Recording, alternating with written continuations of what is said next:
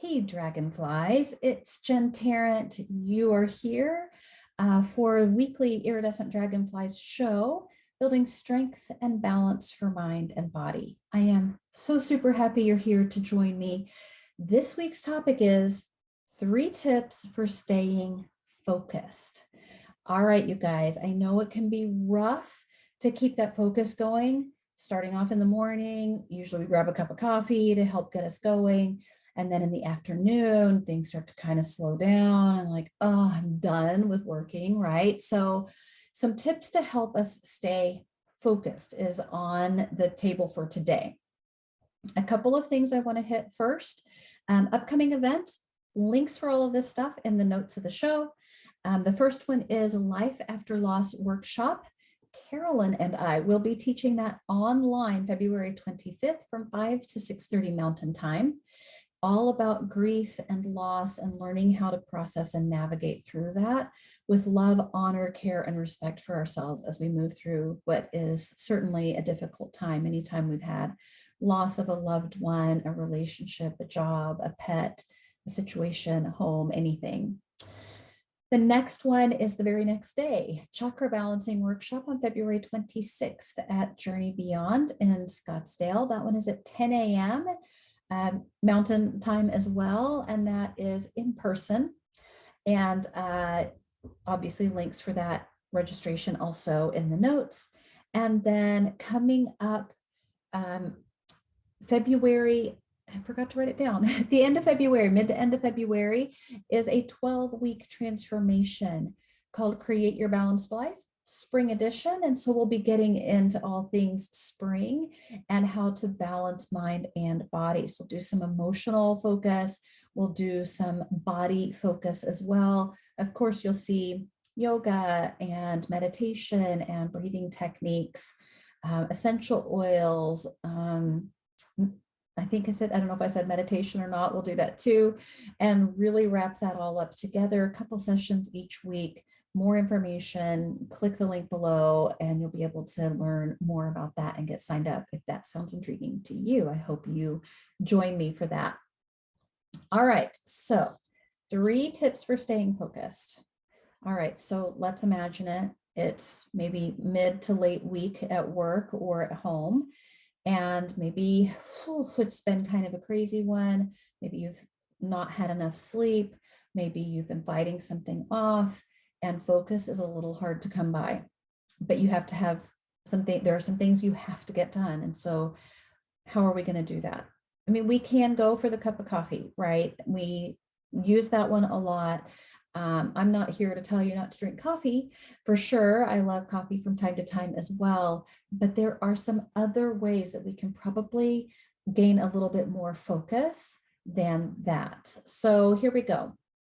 The first one is our ability to focus really kind of waxes and wanes, sort of like in this cyclical way, with the circadian rhythms or with our doshic clock. And if you study Ayurveda, that word doshic clock kind of illustrates how our body and how the times of day outside kind of work together. And so whichever lens you're looking at it through, there's a time of day when we're best able to focus. And that is from 10 o'clock a.m. to 2 o'clock p.m. So kind of right there in the middle of the day is when we're able to get our strongest focus. We're the most strategic. We're really able to solve problems during that time and do some really strong focused work. Like if it's hard for us to do, this is the best time of day to do those things. So if you're thinking when you get to work in the morning or you're starting off your day at home, like, oh, I've got some really challenging things to do, I'm going to do them first thing. It may not actually be the best fit. We're a little slower in our thought processes and things in the morning time. So that's a better time for us to do things like check off things off our to-do list, things that don't take as much strategy, that don't require decisions. They're just things that have to be done. Do that stuff at first thing in the morning. And then right there in the middle of the day, that's when we want to do the focused work. So if you have something that requires you to really dig into a project or again, to strategize. Those kinds of activities are going to fit much better right there in the middle of the day. If we kind of procrastinate and push those things off until the end of the day, we may find that our mind is going 6 ways to Sunday and we cannot keep a thought train for anything. Maybe our mind's bouncing off to what we have to do later or tomorrow or next week. Or maybe we start to feel really creative and like, oh, I don't really want to do that hard stuff. I want to dream up the next big thing. Well, those types of activities fit perfect in the mid to late afternoon. So let those things happen in the mid to late afternoon and move the strategic focusy stuff up right into that middle part of the day. It's kind of crazy how well this works, but I really encourage you to give it a try and see if you can kind of move things around so that you get those focused things right in the middle. I love essential oils, and so I'm going to bring those up. And if we think about the ones that sort of remind us of a feeling of clarity, or we remember smelling something and we felt sort of energized and ready to go, those sorts of smells would maybe be citrusy, maybe spearminty or pepperminty or any of the minties. Actually, when we think about those smells, like, oh, we get citrus and it's kind of a sharp smell and we're like, yes, I can do this, right? We feel sort of energized. When we think about smelling something minty, then those things help us feel like clear in our head and open and able to come to whatever we're doing with sort of a fresh sense. So those kinds of oils are going to be fantastic. Citrusy are going to be really supportive. They're going to be a great way to help us keep that energy going. The minty ones are such a nice way to feel fresh and open and ready to do whatever needs to be done. If you like those blends, one of my favorites is Thinker, and kind of makes sense, right? It's called Thinker. It is supportive of whenever we really need to get those mental processes going and get some things done. And then the last one is an affirmation. And I don't know if you use affirmations much in your daily life. I think they're fantastic because when we pause for a minute and slow down and pay attention to what's going on in our head, we may start to realize that some of the things we say, especially back to ourselves, are not super kind. And maybe they're not even necessarily mean, but maybe they're just not encouraging or not supportive.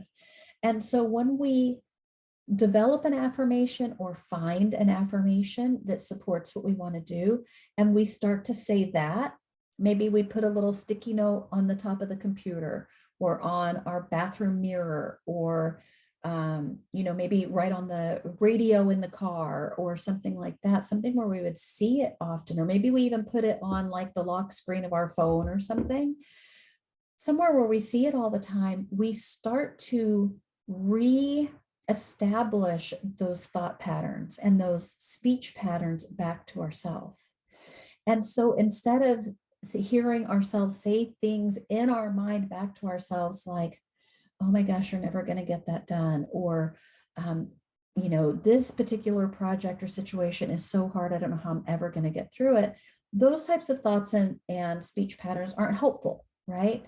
But if we say something like, I am motivated and willing to do what it takes to see this through, or because of my love and appreciation for this person, I'm willing to do what it takes to work through the relationship, or whatever it is, right? Well, since today we're talking about staying focused, I have this one as a suggestion. I am fully present and focused.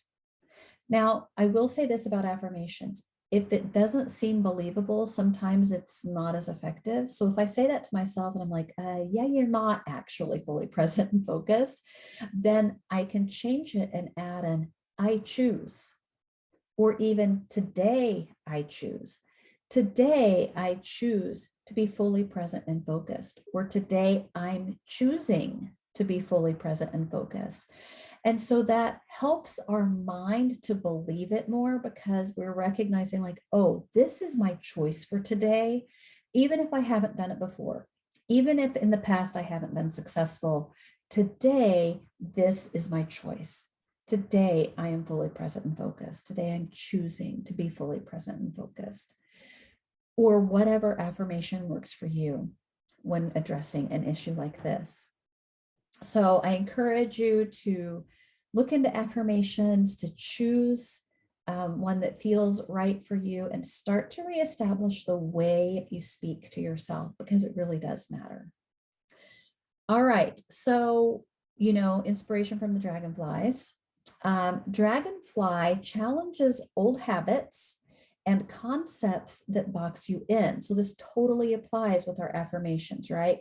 Old habits and concepts, the way we talk to ourselves, that have boxed us in, the dragonfly challenges that and reminds us that transformation is on the horizon. So when we recognize, like, oh, I've been speaking to myself in a negative way or in a way that's not encouraging, and I recognize it, I see it, I'm choosing something new, dragonflies remind us that transformation is forthcoming.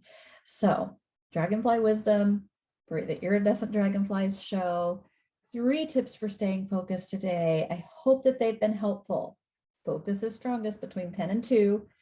Citrusy or minty oils are really fantastic if you like to use the diffuser or an oil warmer, or even if you have a necklace with one of those little lava beads on it. That's a great way so you can smell it personally, but maybe it doesn't affect everybody in the office.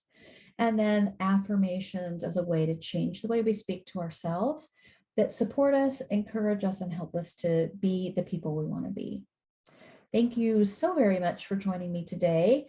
I hope you have a great week and a great time implementing some of these ideas. And I will see you next time. But until then, bye for now.